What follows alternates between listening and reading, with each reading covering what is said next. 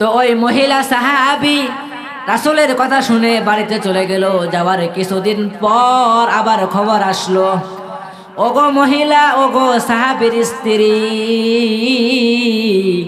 তোমার পিতা মৃত্যু শয্যায় শায়িত ছিল, তোমাকে দেখতে চাইছে কিন্তু তুমি দেখতে যাও নাই। আজকে তোমার পিতা দুনিয়া থেকে চলে গেছে। ওগো মহিলা, তুমি শেষবারের মতো তোমার পিতাকে একটু দেখে আসো, তোমার পিতাকে একটু দেখে আসো। এরকম ভাবে ওই মহিলার কাছে খবর পাঠানো হইল।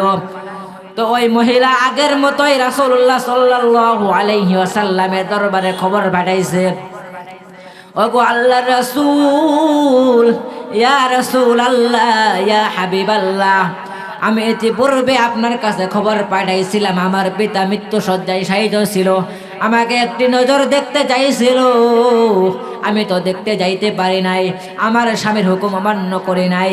কিন্তু ওগো আল্লাহর নবী,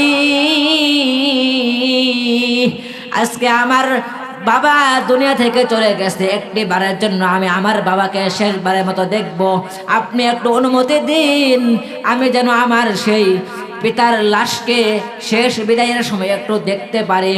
ও দুনিয়ার মা ও বোনেরা, আপনার একটা কথা বলে মনোযোগ দিয়ে শুনবেন। দেখেন, পিতা দুনিয়া থেকে চলে গেছে, তো রাসূলুল্লাহ সাল্লাল্লাহু আলাইহি ওয়াসাল্লামের কাছে শেষবারের মতো দেখার জন্য অনুমতি চাইছে।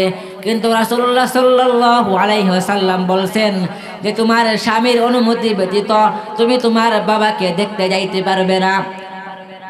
তো আজকে আমাদের সমাজের অবস্থা হলো করুণ। আমাদের যারা স্ত্রী রয়েছে তারা যদি কোথাও যাইতে চায়, স্বামী যদি অনুমতি না দেয়, অনেক স্ত্রী লোক চলে যায়। এবং অনেক স্বামী রয়েছে যারা তাদের স্ত্রীর প্রতি অবিচার করে, জুলুম করে।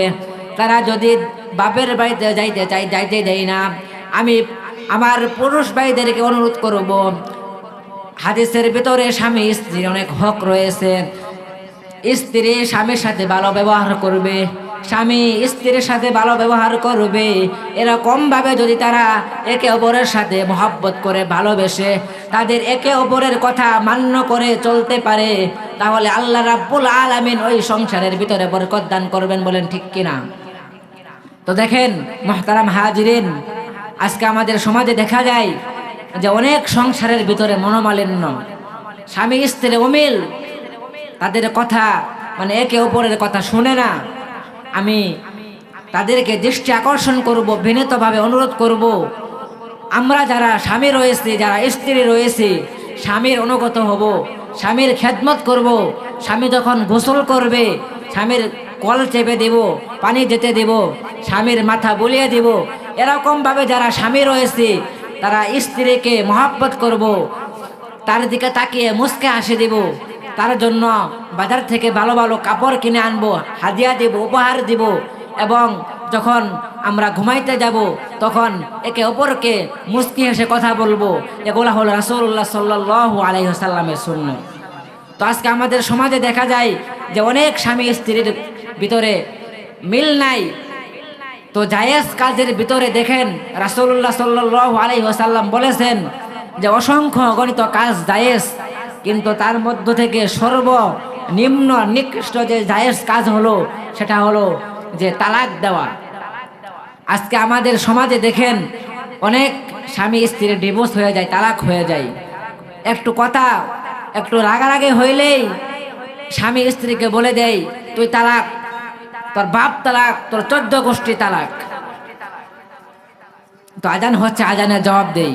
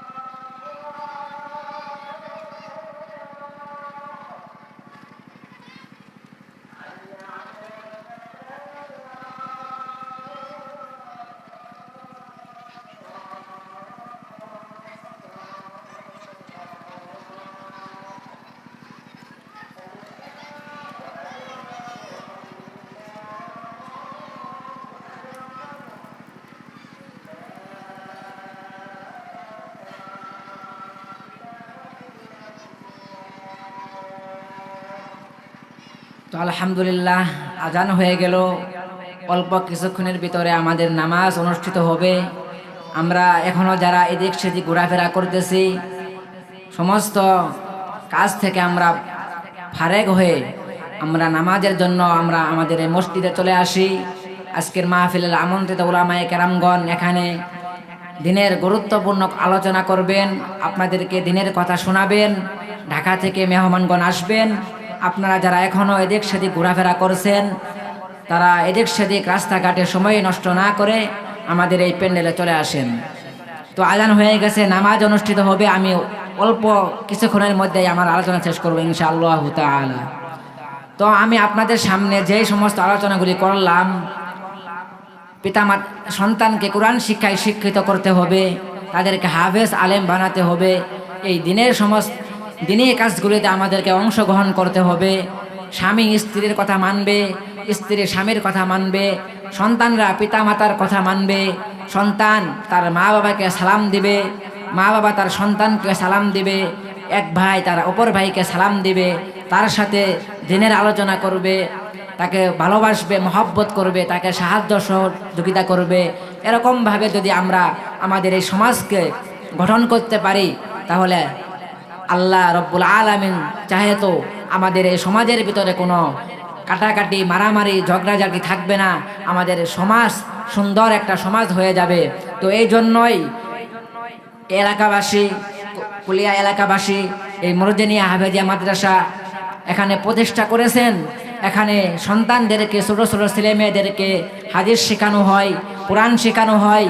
আপনারা আপনার সন্তানদেরকে এই মাদ্রাসা দিয়ে সাহায্য করবেন, এই মাদ্রাসার জন্য দোয়া করবেন, এই মাদ্রাসার জন্য টাকা পয়সা দিবেন, সময় দিবেন, বুদ্ধি দিয়ে বিভিন্নভাবে সাহায্য সহযোগিতা করবেন। আমি আপনাদের কাছে এটার আশাবাদী। আর আজকে যারা এই মাহফিলের